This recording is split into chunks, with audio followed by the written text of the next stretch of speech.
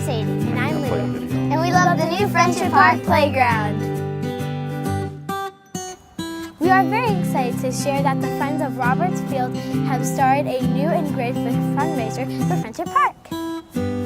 Each 4x8-inch brick can be laser engraved with your own personalized message. You can also add a symbol to your brick with a range to choose from.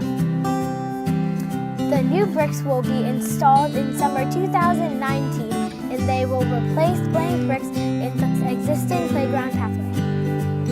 You can order your brick online for $100 at friendsofrobertsfield.org/buyabrick or pick up an order from Friendship Park.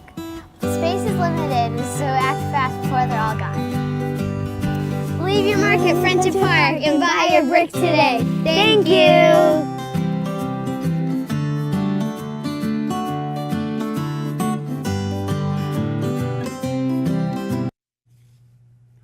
We're back. We're here with Marcus Bush and his daughters Sadie and Lydia.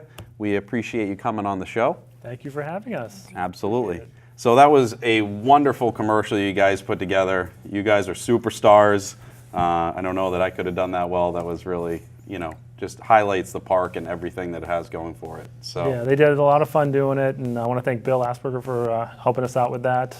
He was the man behind the camera. Took a couple takes, right, girls? But we got it on I think probably the fourth or fifth one, and worked out really good.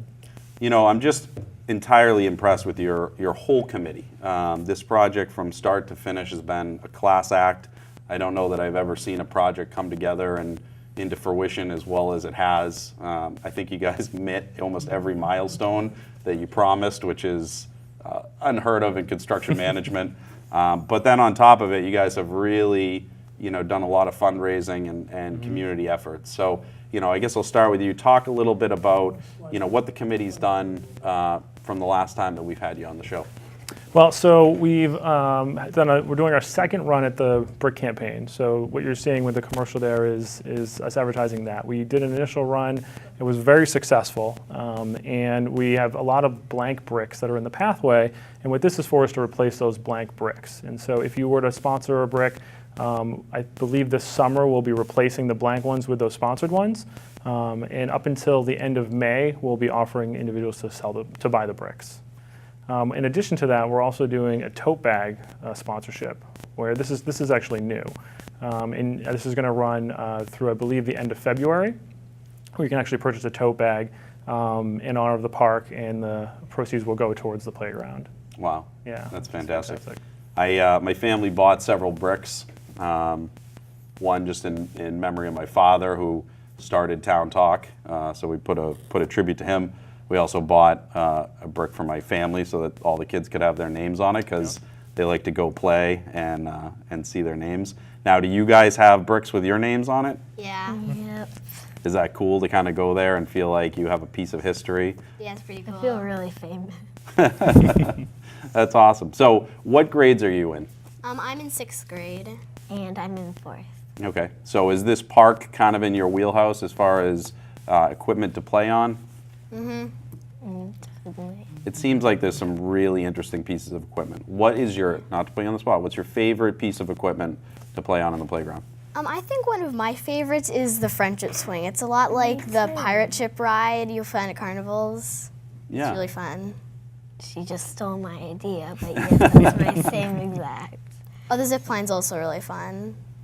Now, different than a lot of parks, this is an all-inclusive park? It is, yeah. So one of the things you'll find here is a lot of wheelchair access, right? And the Friendship Park that they're talking about is really special because it allows individuals with postural difficulties and the ability to sit up on their own to participate in in something just like swinging with their friend, right? So you sit face to face, and you're able to actually interact with the person in that time. And it's also great for parents with young children who want to be able to swing together. I've actually swung with them myself. Sometimes a little too high, but we have some fun with it.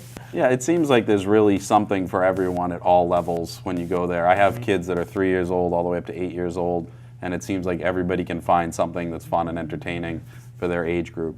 Yeah, we really try to do that, right? And the theme was to be inclusive, right? And make sure that anybody of all abilities could use the equipment, right? But at the same time, we wanted to make sure that it was going to be fun for, kids of all ages, right? So 1-year-old all the way up to even, 14, 15 years old, right? You want to just run around and go down a big slide or go down the zip line and participate in different things at the park. And there's a couple other things, different like musical instruments. There's the pipes that you can kind of make some noise on, which I know Sadie those likes. are fun. Yeah, I like those a lot. She's really good at it too. Now, do you go to the Parker Middle School? Do you go to the Parker Middle School? Are you in middle school at this Oh point? yeah, yes, yeah. Oh, okay. So we film this at the Parker Middle School, and as I drive by, there is literally one play structure made of metal. It's like a monkey bars or something. It's really actually kind of embarrassing. It's like I don't know if that's what they send you out to recess for, but I look at what you guys have done at Friendship Park in comparison to a tiny little playground structure like that, and it's just breathtaking.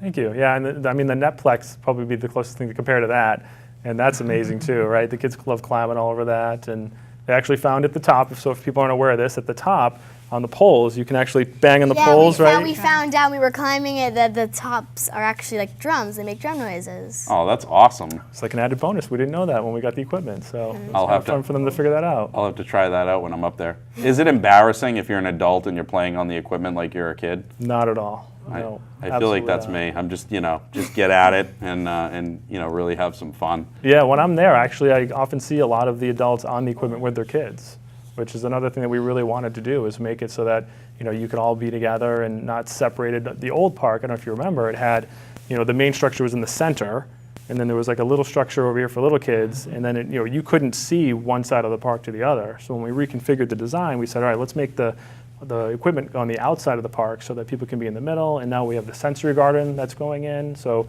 if you go and see that, you'll see the stonework that's already been put in place. And we have some design structures in the middle, and we're going to be working on a wind sculpture and a butterfly garden. So there's still a lot more to do. So if anybody's interested in buying the bricks or donating, we definitely still need help because there's a lot more we can be doing with the park. So I had a lot of people reach out to me when we were doing the brick program. I think you guys had just closed it out, and I think there was a lot of disappointment in people that really, really wanted to have been part of the program. Yeah. And like anything, when you first start advertising, it takes a while for people to get word of mouth.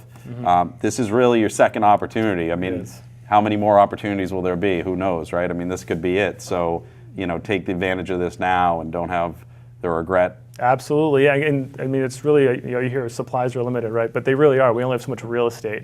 There's only so many blank bricks that we can replace.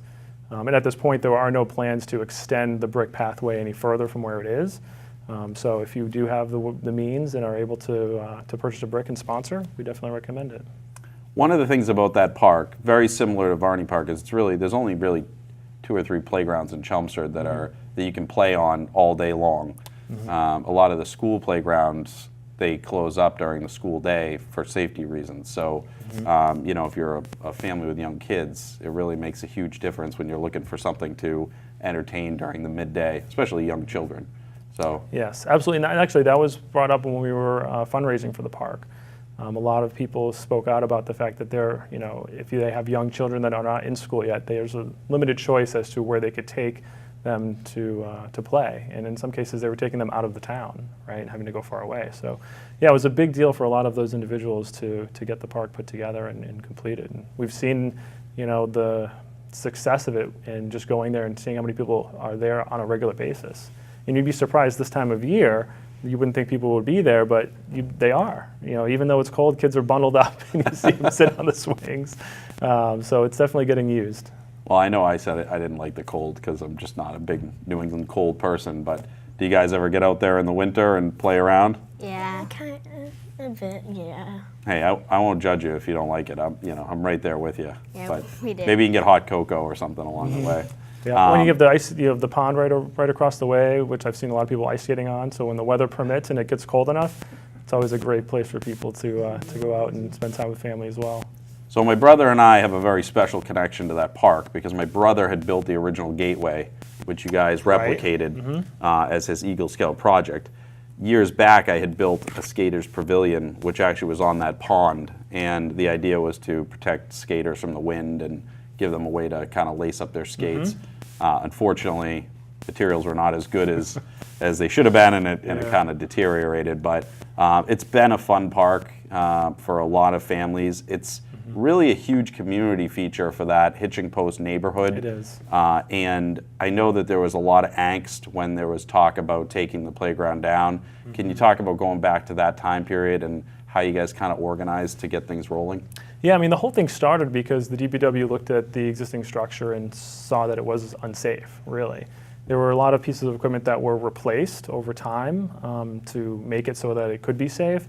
And then it just came to the point where they couldn't replace anymore, right? It was, the wood was splintering, which was probably one of the bigger factors because you couldn't replace all of the wood, otherwise you got to replace the whole playground, right? So they looked at it and said, well, it's just not a sound structure right now, so we have to, it's going to come down at this date, right? And then everyone realized, wow, we have to figure out a way to either replace something. And so that's when we all came together as a committee.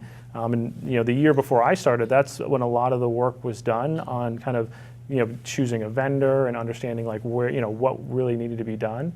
And then I came on board when we had to really fundraise for it and get the vote to get the revenue to build the park.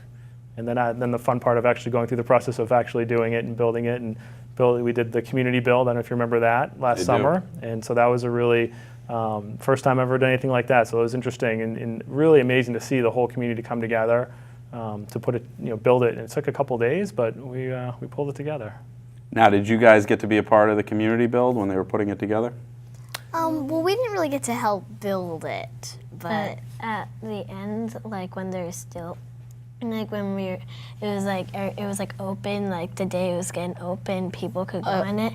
We helped kind of like we picked up some of like the wood scraps and helped out. You got to test the equipment. They did a little bit, yeah. Yeah, I actually got to. One of the guys, he said he was like the Lorax kind of, where he was like with the tree thing, but he let us like look at the playground, walk around, and we got to go on like what was it, the sway fun and the like spinny thing. You sit in it and you spin it.